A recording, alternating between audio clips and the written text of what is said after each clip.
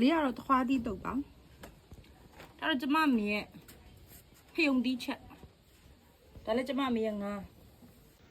ကြော်ဟင်းချက်တာစီးချိုစကြားနဲ့ချက်တယ်ဟုတ်ဘူးအဆင်ပြေဖ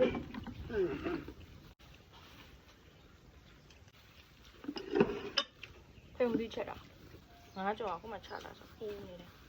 ငါနဲ့ကောင်းနေထိုးသူစားတာတော့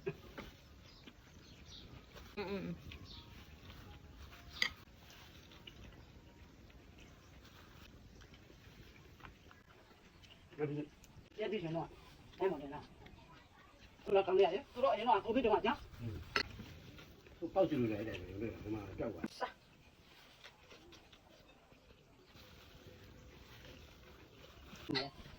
ကမြုံတော့ကြမယ်မော